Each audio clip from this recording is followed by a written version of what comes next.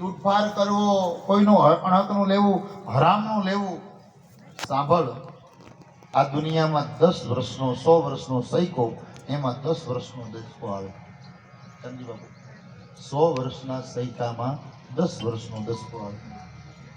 આ 10 વર્ષનો દસકો જો બરાબર જાળવી જાઓ ને, સમજી વિચારીને, તો 100 વર્ષનો સૈકો આમ હાઈ ક્લાસ રહી જાય. આગળ ધીમના કરતા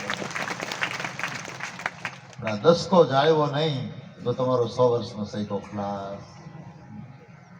એના માટે વેદોમાં એક શ્લોક લખ્યો છે, અન્યાયોપાર્જિતમ વિત્તા 10 વર્ષાણિ તિષ્ઠતિ ચેકાદશ વર્ષે સમૂલતનાશયાતિ.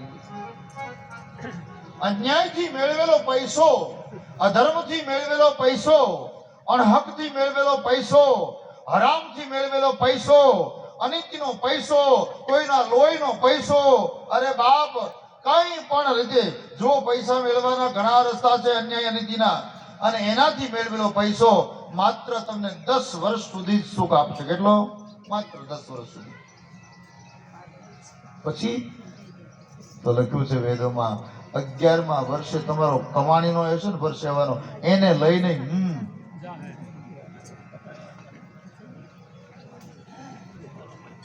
એટલે યાદ રાખજો મારા ભાઈઓ, પરસેવો પાડી મેળવજો. પરસેવો પાડજો વાલા, પરસેવો પાડજો બાપ. આવો સરપંચ આવો.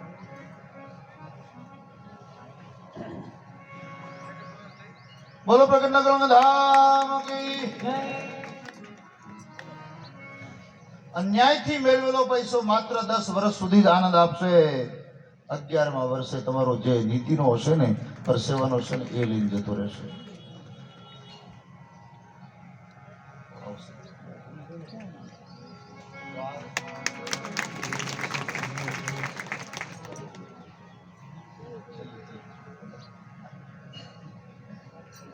ખૂબ સરસ, કઈ વાંધો નહીં, પણ તમે આવ્યા એ બહુ સારી વાત.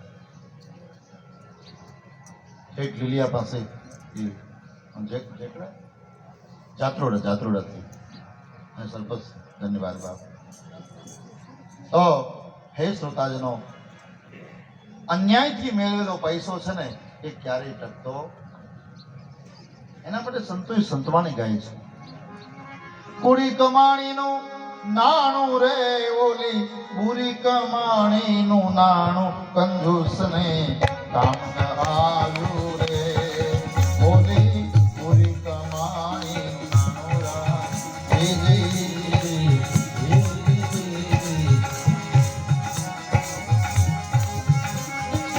કુડી કમાણીનું નાણું રે ઓલી બુરી કમાણીનું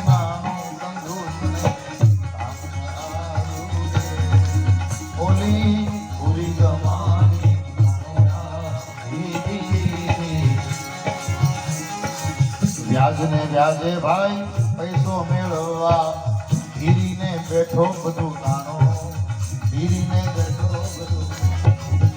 એકના ડબલ કરવા વ્યાજે આપી દીધા. અરે વ્યાજ પણ શરાબી લેવા એ વડીલો. હા બહેનો, વ્યાજ વટાવનો ધંધો કરતો હોય મારી ના નથી. આ કોઈની આપણે ખોટ કાઢીએ એમાં ના નથી, પણ વ્યાજ શરાબી લેવાય. 1.5% લ્યો પૈસામાં, અમુક તો 10%, 20%, 40%. સામેવાળા વ્યક્તિનો ગેરલાભ ન ઉઠાવો, કારણ કે એ તો તમે ઉઠાવી લેશો, એમાં ના નહીં, પણ ઉપરવાળો ઠાકર છે ને, એના હાથમાં બહુ મોટી પેન છે.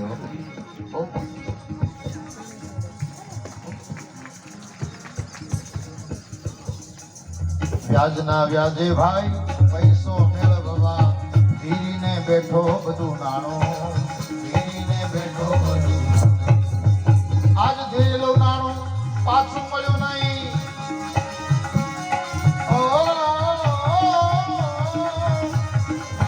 ધીરેલું નાણું જ્યારે પાછું મળ્યું નહીં, કોર્ટે ધીંગાણું મંડાણું કંજૂસને કામ ન આવ્યું રે.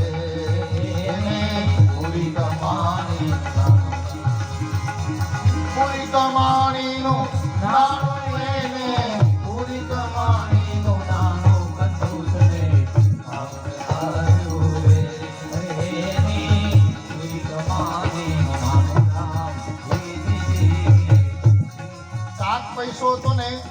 કોર્ટમાં ગયો. કોર્ટમાં વકીલો લઈ ગયા, કેસ હારી ગયો. હવે હારી ગયો એટલે એના મનમાં ઉપાધિ થઈ, અને ઉપાધિ થઈ એટલે એના અંગમાં તાવ આવ્યો. એટલે તાવ આવતાની સાથે અનેક રોગ ઉભા થયા. એટલે થોડા ઘણા પૈસા હતા એ દવાખાનામાં ગયા. ઓહો, દવાખાનામાં પૈસા ગયા એ પાછા આવે નહીં, કોર્ટમાં પૈસા ગયા એ પાછા આવે નહીં, અગાવાલા બૂચ મારે એ પૈસા પાછા આવે નહીં. હવે કાંઈક થોડું ઘણું વધ્યું હતું. એક દિવસ ઊંઘમાં સૂઈ ગયા અને ઓચિંતા બપોરના ચોર પડ્યા અને જે કાંઈ હતું એ બધું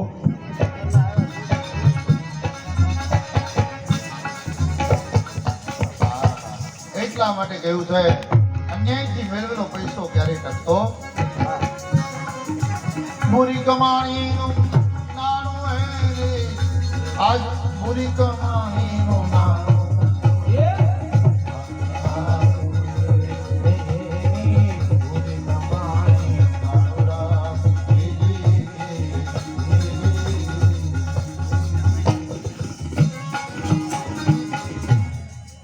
અન્યાયથી મેળવેલો પૈસો ક્યારેય ટકતો નથી.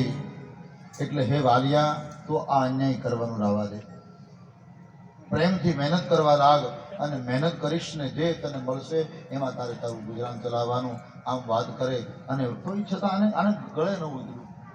અમુક વસ્તુને જ્યાં સુધી વ્યક્તિને પ્રેક્ટિકલ ન થાય ને ત્યાં સુધી ગળે ન ઉતરે. એટલે વાલિયાને કીધું, જો સામે પીપળો છે ને તો હા, એ પીપળાનું એક પાન લઈ આવી દે જા.